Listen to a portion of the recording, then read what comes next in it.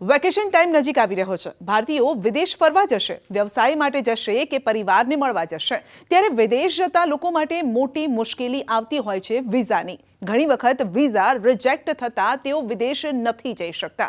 તેમાંય છેલ્લા ઘણા સમયથી જોઈએ તો યુએઈ જવા ઈચ્છતા ભારતીયોને વિઝા રિજેક્શનનો સામનો કરવો પડી રહ્યો છે, જેના કારણો અલગ અલગ છે. પરંતુ જો તમારી સાથે પણ આવું જ થયું હોય તો જાણી લો કે તમે કઈ ભૂલ કરી રહ્યા છો જેનાથી તમારા યુએઈના વિઝા રિજેક્ટ થઈ જાય છે. 2026માં યુએઈએ વિઝા સંબંધિત નિયમો વધુ કડક બનાવ્યા છે અને આ જ કારણ છે કે ભારતીય અરજદારોને રિજેક્શનનો સામનો કરવો પડી રહ્યો છે, જેની પાછળ જવાબદાર છે તમારી પોતાની કેટલીક ભૂલો જે તમે ટાળી પણ શકો છો. ચાલો સૌથી સામાન્ય ભૂલો જાણીએ અને તેને કેવી રીતે ટાળી શકાય તેને પણ સમજીએ. અરજી ફોર્મમાં ખોટી અથવા અધૂરી માહિતી આપવી.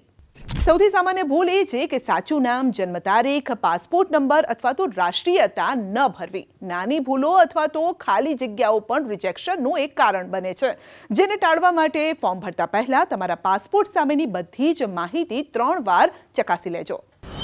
પાસપોર્ટ સંબંધિત મુદ્દાઓ. યુએઈ વિઝા માટે ઓછામાં ઓછી 6 મહિનાની માન્યતા અવધિ સાથે મશીન રીડેબલ પાસપોર્ટ જરૂરી છે. જૂનો, ક્ષતિગ્રસ્ત અથવા તો હસ્તલિખિત પાસપોર્ટને લઈને મુશ્કેલી આવી શકે છે, માટે તમારા પાસપોર્ટને સમયસર રિન્યૂ કરાવો અને ખાતરી કરો કે સ્કેન સ્પષ્ટ અને સચોટ છે કે નહીં. ખોટી વિઝા કેટેગરી.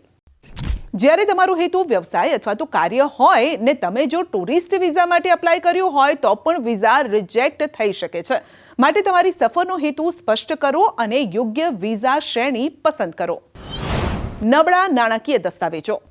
બેંક સ્ટેટમેન્ટ, આવકનો પુરાવો, પગાર સ્લીપ અથવા તો ટેક્સ રિટર્ન જેવી માહિતી ખૂટવાથી વિઝા અસ્વીકાર થઈ શકે છે, જેથી છેલ્લા 3 થી 6 મહિનાના બેંક સ્ટેટમેન્ટ, આવકનો પુરાવો અને રોકાણ દસ્તાવેજો સબમિટ કરો. ઘરે પાછા ફરવાનો વિશ્વાસ ન દર્શાવવો. ઇમિગ્રેશન અધિકારીઓ તમને તમારી સફર પછી ભારત પાછા ફરવા માટે કહે છે અને આ સમયે તમારી નોકરી, મિલકત અથવા તો પરિવાર સંબંધિત દસ્તાવેજો જો યોગ્ય નહીં હોય તો પણ વિઝા રિજેક્ટ થશે, માટે એનઓસી, નોકરી પત્ર, મિલકત કે પરિવારનો પુરાવો સાથે એટેચ કરો. મુસાફરીનો ઇતિહાસ અને અગાઉના વિઝાના મુદ્દાઓ. પ્રથમ વખત પ્રવાસ કરનારાઓ અથવા તો અગાઉના વિઝા અસ્વીકાર, ઓવરસ્ટે ધરાવતા લોકો માટેની અરજીઓને વધુ ચોકસાઈથી ચકાસવામાં આવે છે, માટે સાચી માહિતી આપો અને ભૂતકાળના રેકોર્ડ ક્લિયર રાખો. નકલી દસ્તાવેજો સબમિટ કરશો નહીં. નકલી બેંક સ્ટેટમેન્ટ, ટિકિટ અથવા તો હોટેલ બુકિંગ એ એક સામાન્ય ભૂલ છે જે ક્યારેય ન કરવી જોઈએ. હંમેશા વાસ્તવિક દસ્તાવેજો જ સબમિટ કરવા જોઈએ. સમયસર અરજી ન કરવી. વિદેશ પ્લાન નક્કી થયા બાદ તરત જ તેની પ્રોસેસમાં લાગી જાઓ. સફરના પહેલા અરજી કરવાથી પ્રક્રિયા સરળ બનશે. સફરના ઓછામાં ઓછા 2 અઠવાડિયા પહેલા અરજી કરો.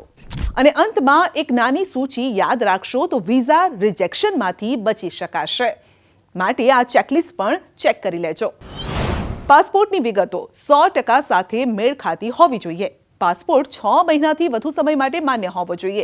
બેંક સ્ટેટમેન્ટ અને આવકનો પુરાવો જોડો. મજબૂત નોકરી, મિલકત બતાવો. કન્ફર્મ ફ્લાઇટ ટિકિટ અને હોટેલ બુકિંગ પણ સાથે જોડો અને વહેલા અરજી કરો. અત્યારે જો તમે કોઈ પણ કન્ટ્રીના વિઝા અપ્લાય કરતા હોય તો ઇન્ડિયન કોન્ટિનેન્ટમાં વધારે પ્રમાણમાં ચાહે તમારા સ્ટુડન્ટ વિઝા હોય, વિઝિટર વિઝા હોય, પીઆરની ફાઇલ હોય કે વર્ક પરમિટ ઉપર જતા હોય, તમે યુએસએ જતા હોય, કેનેડા જતા હોય, ઓસ્ટ્રેલિયા, ન્યુઝીલેન્ડ, યુકે કે પછી યુરોપના કોઈ પણ દેશમાં જતા હોય તો ડોક્યુમેન્ટ્સને વધારે સ્ક્રુટિની રીતે ચેક કરવામાં આવે છે. તો તમારા માધ્યમથી હું સલાહ આપીશ કે તમારે શું શું વસ્તુનું ધ્યાનમાં રાખવાનું હોય છે. જનરલી તમે કોઈ પણ કન્સલ્ટન્ટ દ્વારા અપ્લાય કરતા હોય તમારા વિઝાની આપવાની કોઈ પણ કેટેગરીમાં તો ખાસ આગ્રહ રાખો, મોબાઈલ નંબર તમારો પોતાનો હોવો જોઈએ. ઈમેલ આઈડી ખાસ એ તમારું પોતાનું હોવું જોઈએ. રેગ્યુલર તમારે ઈમેલ ચેક કરવાના છે, એમાં ઇનબોક્સ, સ્પામ આ બધી વસ્તુ અવારનવાર ચેક કરતા રહો, જેથી હાઈ કમિશન્સ કે કોઈ પણ ગવર્મેન્ટના તમે જે કમ્યુનિકેશન કરો છો એની સાચી અને સચોટ માહિતી તમારી સુધી પહોંચે. આની સાથે સાથે તમે એ જ દેશના જ કોઈ authorise consultant through visa apply કરો છો એ ખાસ ધ્યાન રાખો. નહીં કે તમે કોઈ સોશિયલ મીડિયાની રીલ્સ દ્વારા એમના ત્યાં જાઓ અને ફાઇલ મૂકો અને તમારા પૈસાથી સાથે તમારા ડોક્યુમેન્ટ્સનું પણ તમે જોખમ લો. આની જોડે જોડે તમારે એ પણ જરૂર ધ્યાન રાખવાની જરૂર છે કે જે કન્સલ્ટન્ટની જોડે તમે કામ કરી રહ્યા છો એને કેટલા વર્ષનો આ ક્ષેત્રનો અનુભવ છે. ઘણી વખત એવું થઈ શકે છે કે કન્સલ્ટન્ટ પોતે નવા હોય છે અથવા એમનો ઇન્ટેન્સ હોય અથવા ઇન્ટેન્સ ના પણ હોય, પણ એ કંઈક ને કંઈક જો ફાઇલમાં લોસ થશે અથવા ફાઇલમાં રાઇટ ઇન્ફોર્મેશન્સ નહીં સબમિટ કરવામાં આવે તો એનો દોષ અને એના નુકસાન માત્ર તમારે ભોગવવાના છે, કન્સલ્ટન્ટને નથી ભોગવવાના.